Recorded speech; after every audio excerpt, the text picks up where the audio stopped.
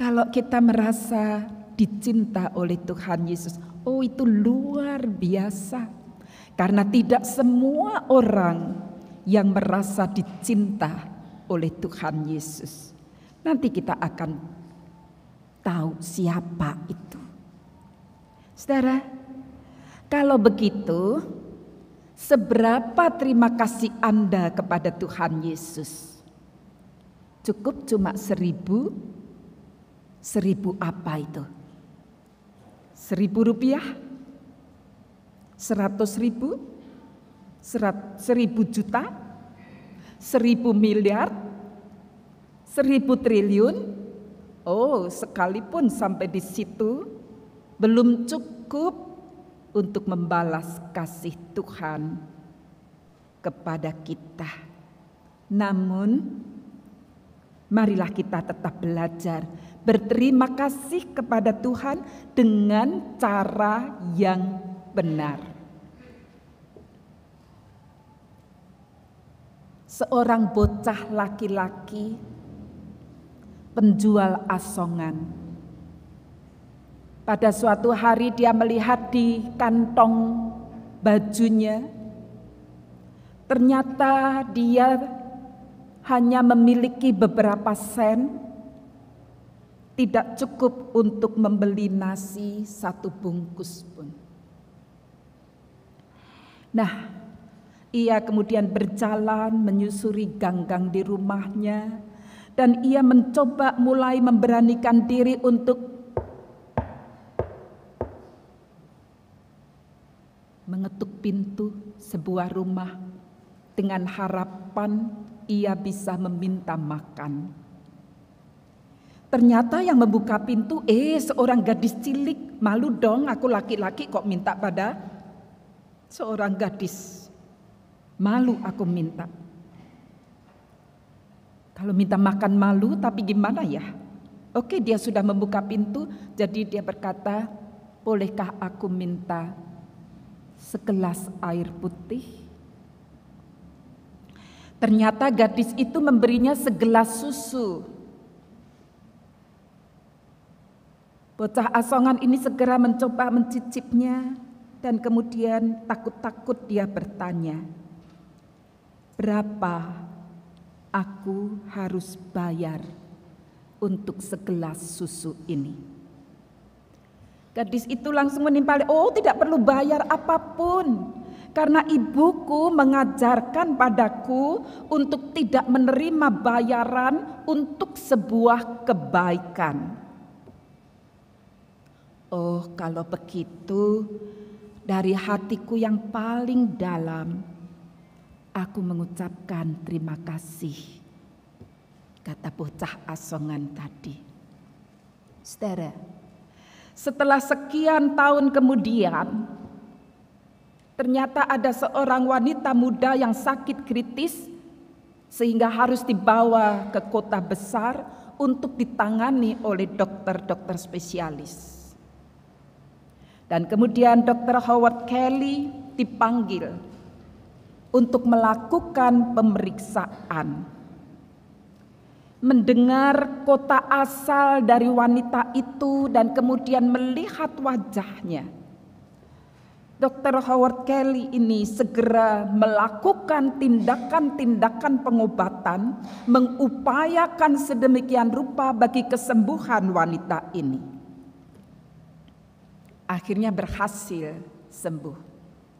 Dan setelah sembuh, wanita itu mulai berpikir dan mulai khawatir bagaimana dengan pembayarannya. Dengan takut-takut ia duduk di pinggir ranjangnya dan dia mengambil amplop tagihan. Dia membukanya perlahan-lahan. Pasti dilihatnya total pembayaran itu besar sekali. Tapi kemudian dia melihat tulisan yang mencolok di sudut kanan atas. Tulisan tangan yang jelas dan besar-besar dituliskan di sana. Telah dibayar lunas dengan segelas susu. Tertanda Howard Kelly. Saudara, kebaikan yang sudah berlalu bertahun-tahun tidak dilupakan, melainkan dibalas dengan baik.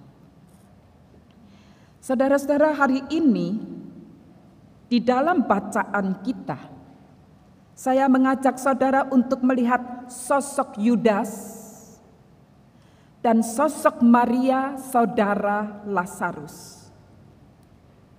Yudas adalah murid Yesus yang selalu ikut Yesus. Berhari-hari mengikut Yesus kemanapun Yesus mengajar, kemanapun Yesus pergi. Tentu saja pada saat itu Yudas mendengar apa yang dikatakan, yang diajarkan oleh Yesus. Dan tentu saja Yudas melihat betapa kasihnya Yesus kepada orang-orang yang lemah, kepada orang-orang miskin.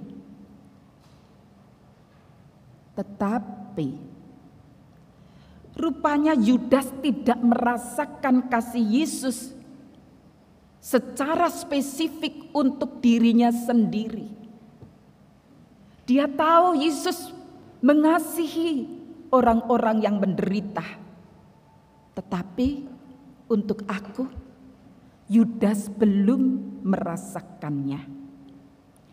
Itulah sebabnya Yudas terus-menerus mengasihi dirinya.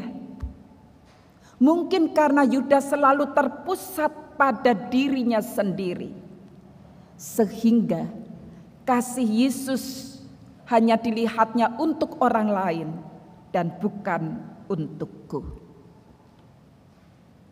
Sedangkan Maria adalah sahabat Yesus. Dia tidak berjalan bersama dengan Yesus setiap hari, tidak. Hanya kalau Yesus ke Betania dan mampir ke rumahnya, barulah dia berjumpa dengan Yesus. Tetapi perjumpaan yang singkat itu selalu dimanfaatkan oleh Maria dengan sebaik-baiknya. Dia senang sekali duduk di kaki Yesus, mendengarkan ucapan-ucapan Yesus. Sehingga Maria merasakan betapa Yesus itu mengasihi aku, mengasihi keluargaku. Apalagi ketika Yesus sudah membangkitkan Lazarus, saudaranya. Saudara-saudara,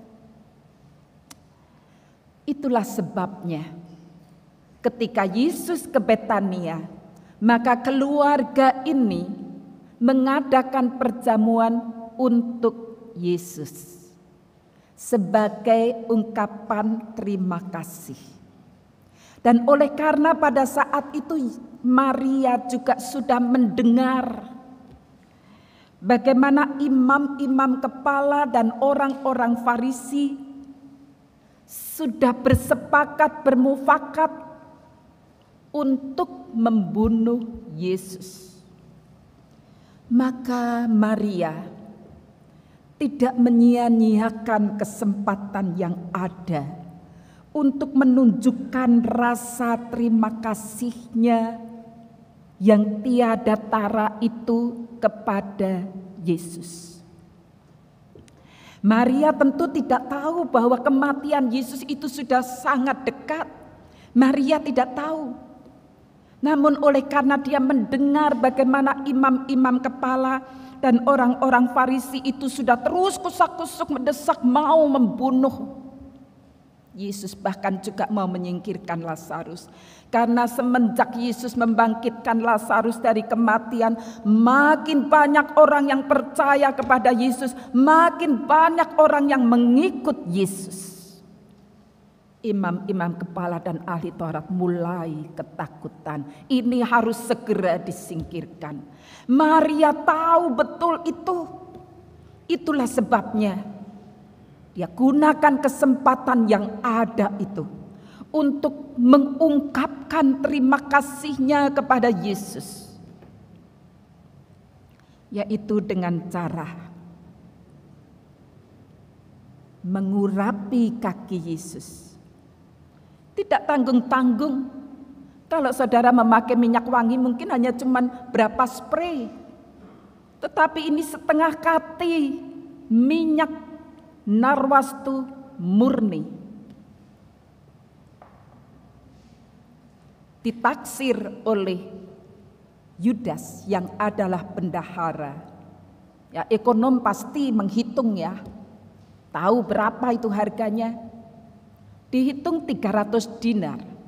Kira-kira 1 dinar adalah upah pekerja 1 hari.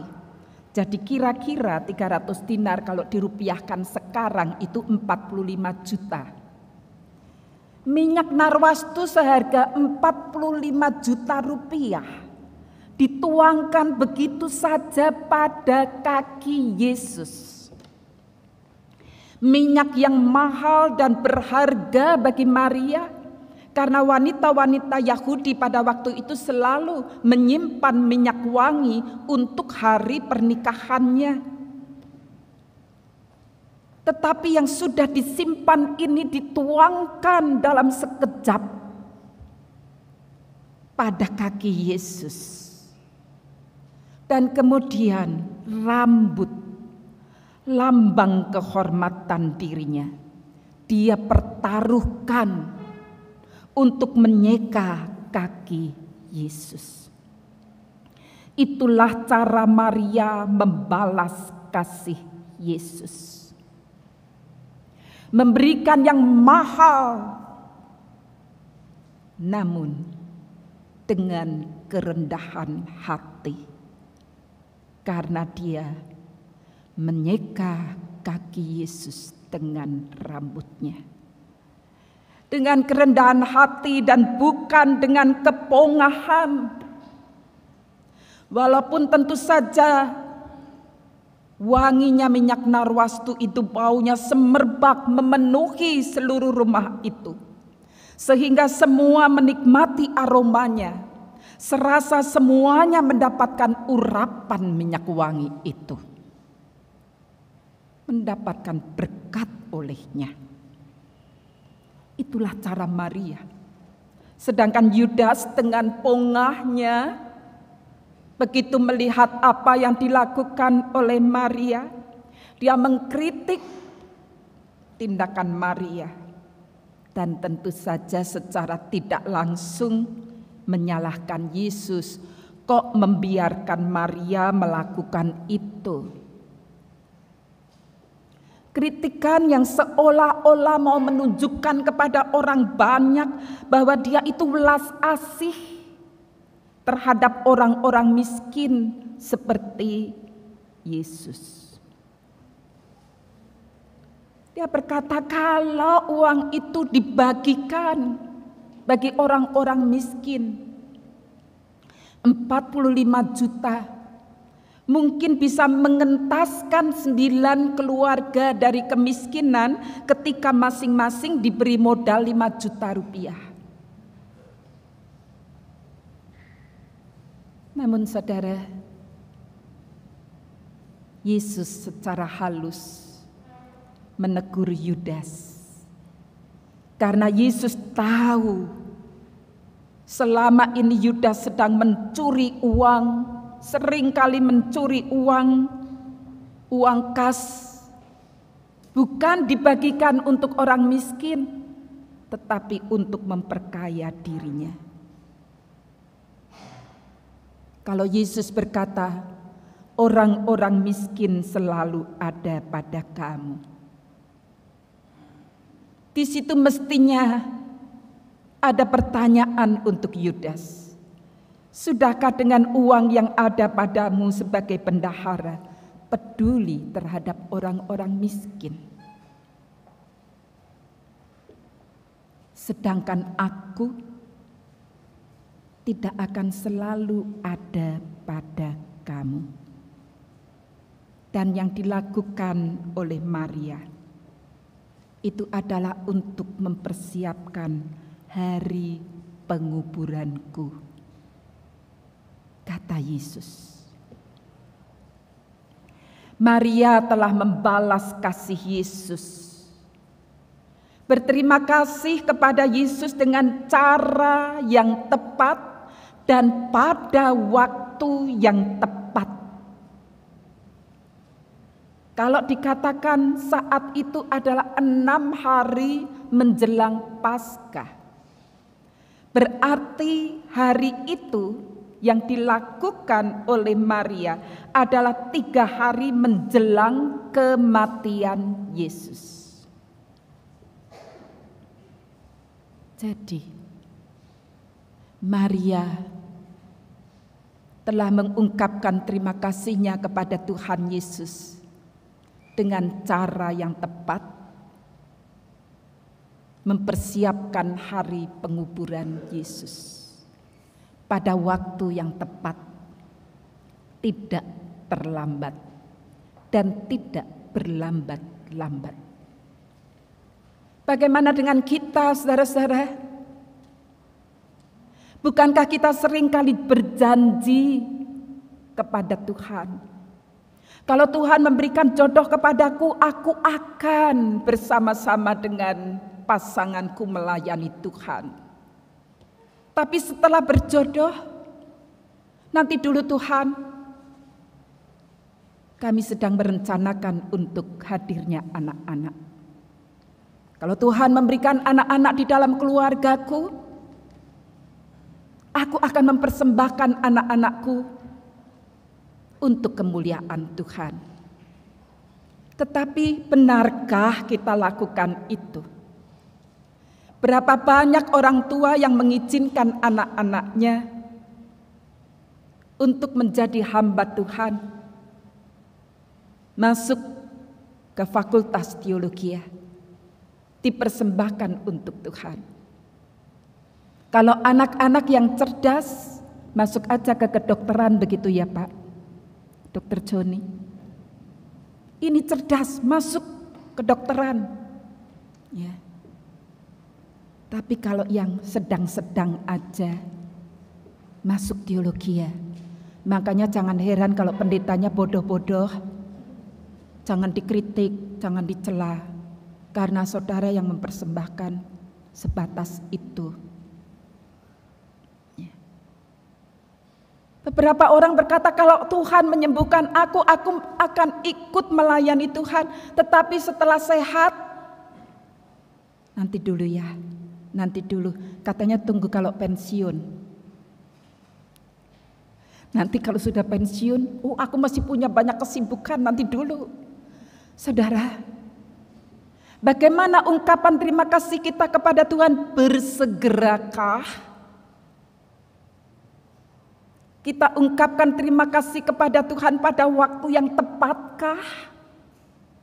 Atau kita terus menunda dan menunda sehingga kemudian kita melupakan? Tidak ada waktu untuk berterima kasih. Kalau saat ini gereja mulai mengadakan kebaktian sekolah minggu, persekutuan remaja secara onsite. Apakah Bapak Ibu sebagai orang tua sudah menghantar anak-anak ke persekutuan itu?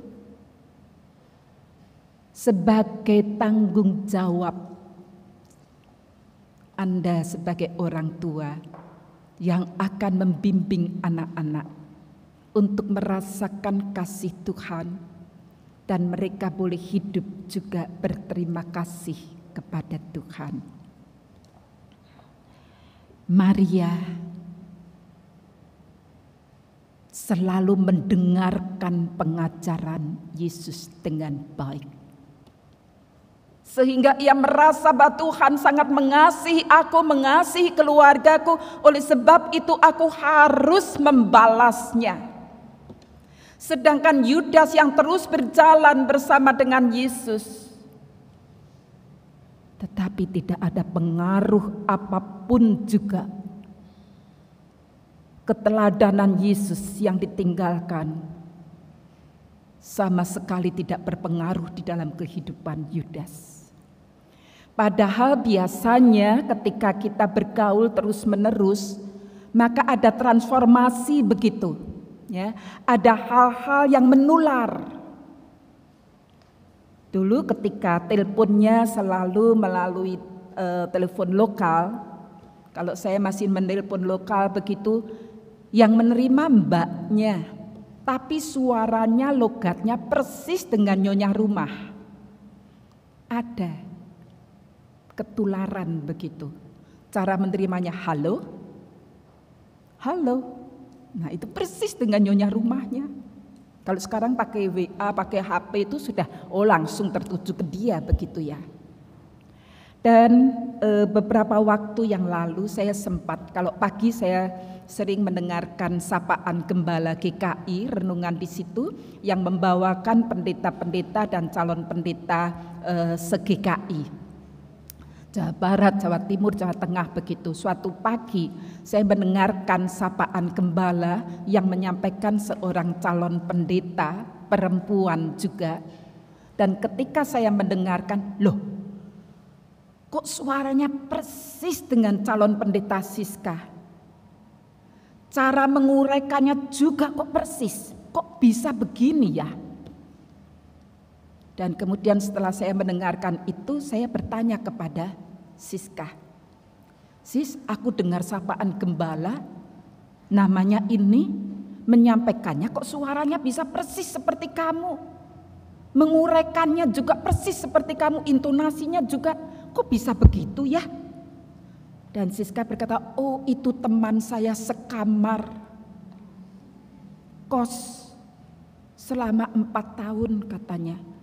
Nular sampai suaranya persis, cara menyampaikan perenungan firman Tuhan juga persis begitu. Saya sampai terheran-heran. Nah saudara, Yudas yang berjalan bersama dengan Yesus gak ketularan apapun juga dari Yesus.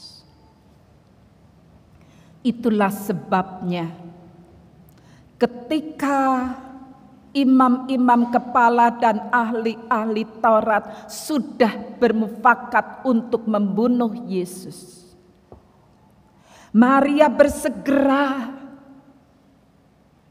mengurapi kaki Yesus dengan minyak narwastu yang murni itu.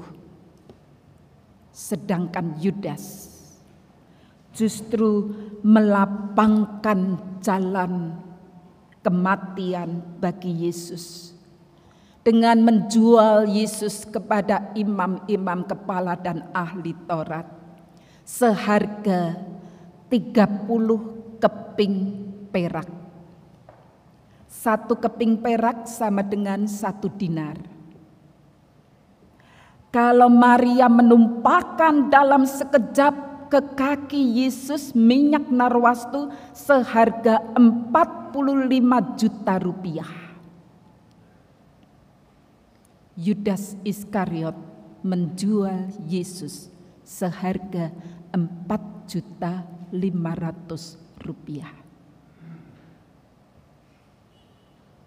Penjualan bayi saja lebih dari harga itu.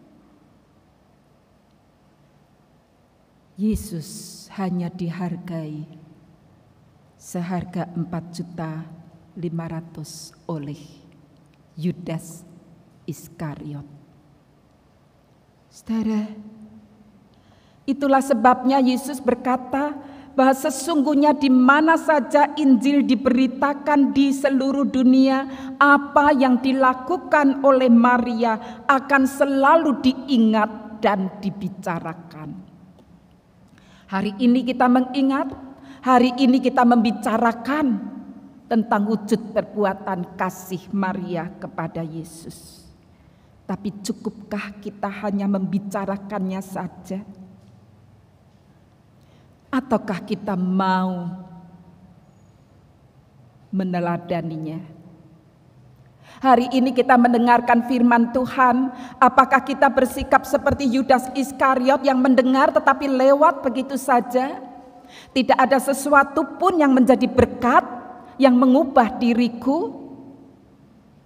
Ataukah kita sama seperti Maria yang selalu mendengarkan pengajaran Yesus dan melihat gelagat situasi secara tepat sehingga dia bisa melakukan hal-hal yang tepat juga untuk Yesus. Bagaimana dengan kita?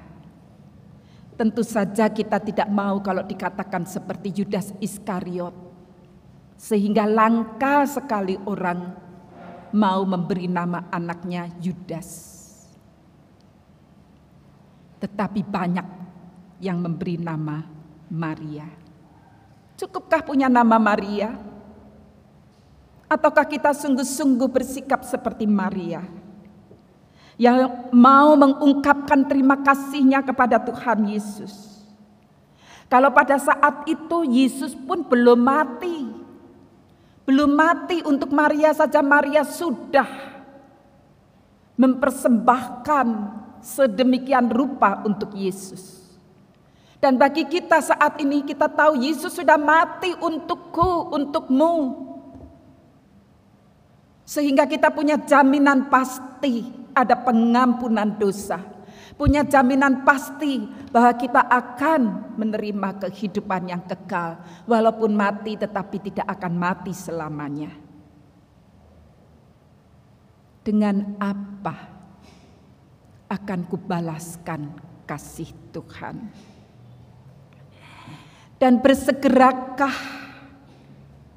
kita membalas kasih Tuhan sehingga tidak terlupakan? Yesus sudah berkorban nyawa untuk kita.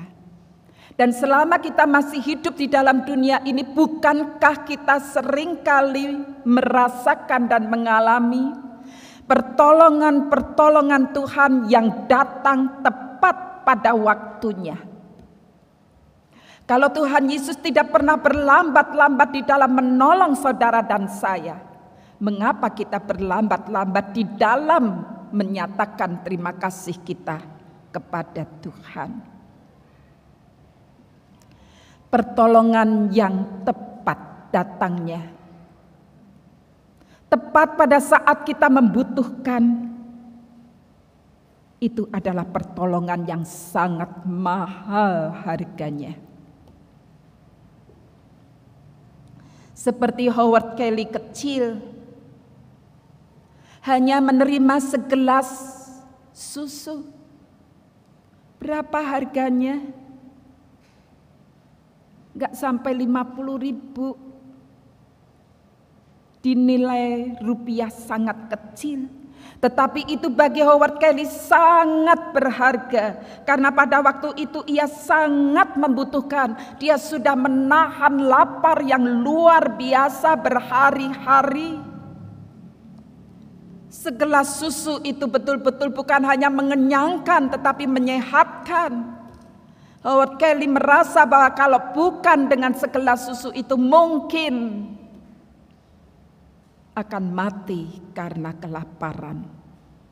Oleh sebab itu Howard Kelly membalas bukan dengan ratusan juta rupiah, tetapi dia menyelamatkan nyawa wanita itu dari kondisinya yang kritis.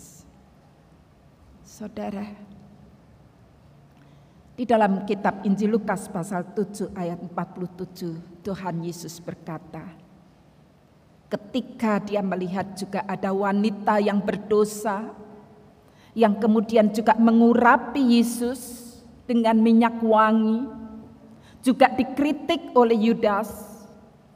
Pada waktu itu Yesus pun berkata, kasihnya begitu besar, oleh karena dia merasa dosanya yang besar telah diampuni. Dan ketika orang merasa dosanya cuma kecil, maka kasihnya kepada Yesus pun kecil. Yudas yang tidak merasa dikasihi oleh Tuhan, maka dia tega menjual Yesus, melapangkan jalan kematian bagi Yesus. Nah saudara, seberapa kita merasakan kasih Tuhan dalam hidup kita, di dalam keluarga kita. Perasaan kita ketika kita menerima kasih Tuhan, itulah yang akan menentukan seberapa besar atau cukup kecil-kecil saja aku berterima kasih kepada Tuhan. Amin. Kita akan memasuki saat hening.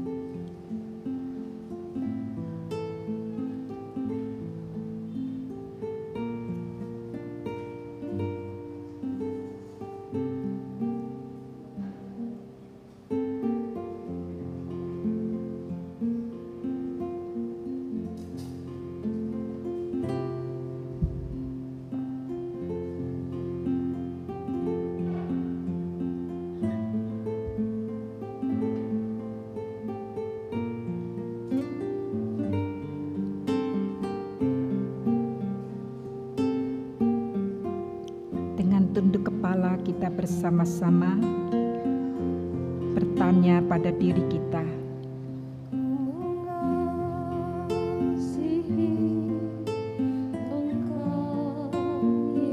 Sungguhkah aku mengasihi Yesus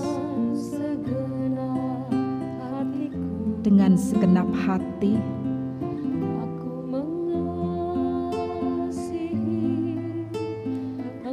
Maukah mengasihi Yesus dengan segenap jiwamu? Selama ini dengan apa dan dengan bagaimana Anda membalas kasih Yesus?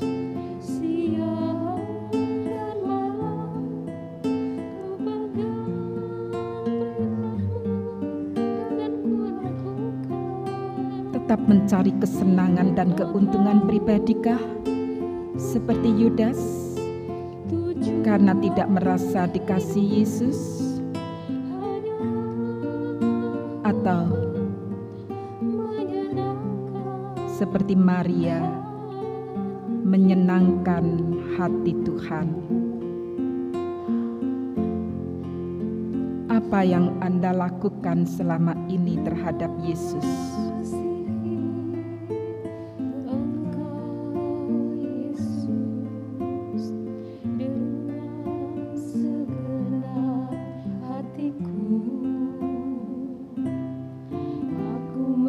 Mari kita bertekad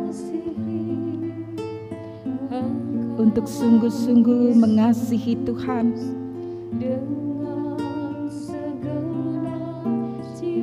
menggunakan kesempatan yang baik untuk merenungkan firman Tuhan,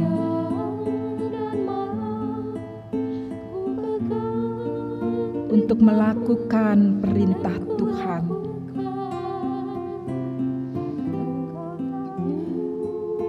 Karena tujuan hidup yang benar hanyalah menyenangkan hati Tuhan. Kita bersama-sama menyanyikannya.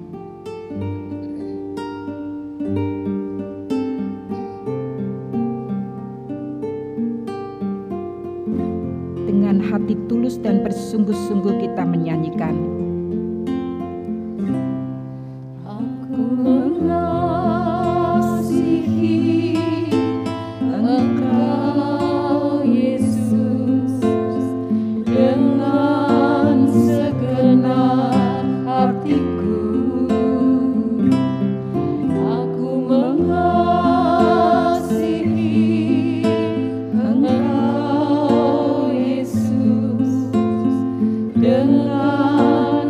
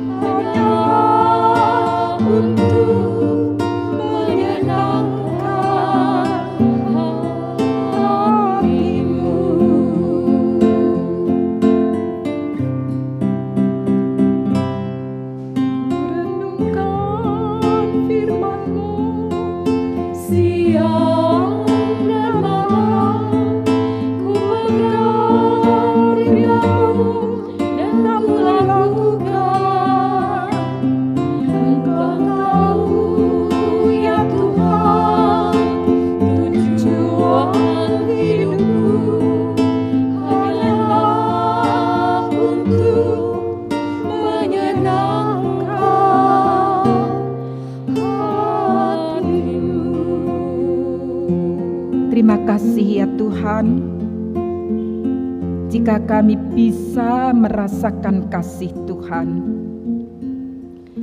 Terima kasih ketika kami masih punya kesempatan untuk berterima kasih kepada Tuhan, untuk membalas kasih Tuhan. Tolong kami ya Tuhan, agar terima kasih kami kepada Tuhan selalu mewarnai kata dan perbuatan kami. Terima kasih Tuhan untuk kasih-Mu. Dalam nama Tuhan Yesus, kami berterima kasih. Amin.